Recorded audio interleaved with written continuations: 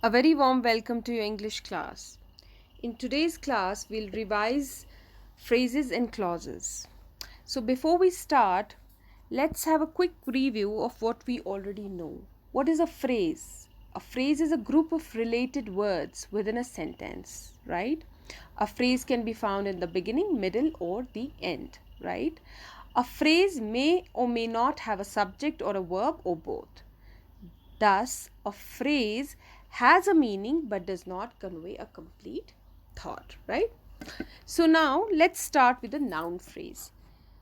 What is a noun phrase? A group of words that performs the function of a noun in a sentence is called a noun phrase, and the head word is head word, the main word is always noun.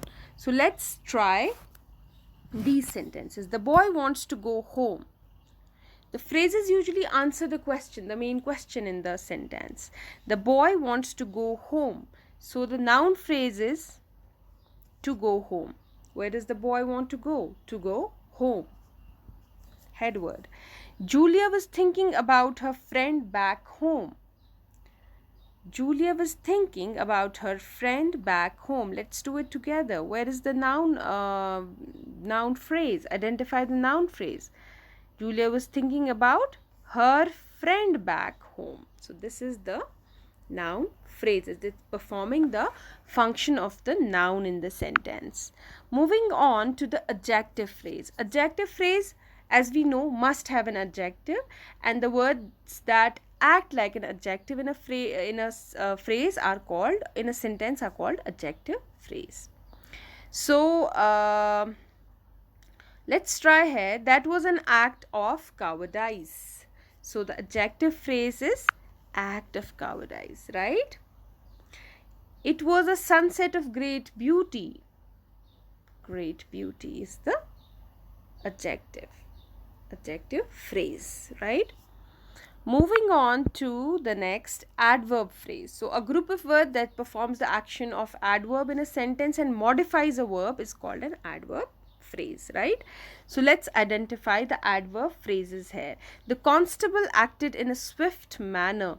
Adverb of manner. In which manner? Swift manner. So this is our adverb phrase. They'll be leaving in a short while. Adverb of time. When will they be leaving? In a short while. So this is adverb of time. Excellent. Moving on, verb phrase. So verb phrase is a combination of an action verb and a helping verb, right? So let's identify here. The children are playing in the park. So the verb phrases are playing, right? It has action and it is conveying the message as well. I will be traveling next week. Will be traveling. Helping verb, main verb, and it is conveying the message. Though it's not a complete sentence, but the message is conveyed. It does not convey a complete thought, but it has a meaning. It is meaningful, right? Moving on to the clauses. Now, as we already know, a clause is a group of words consisting of a subject and a predicate. So we have two types of clauses. We have independent clauses and dependent clauses.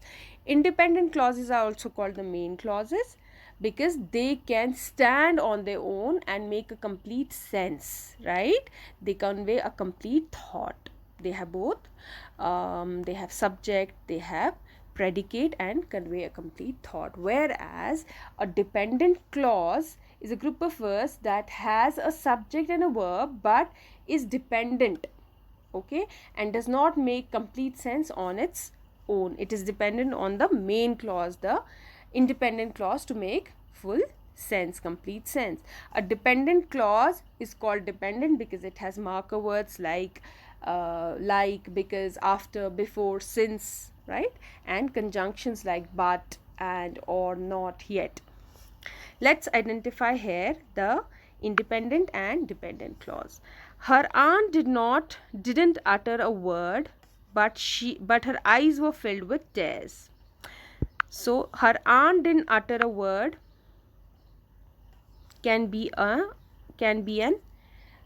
independent clause. Why? Because it can be it can stand alone as a sentence. But her eyes were filled with tears is dependent because of this but conjunction.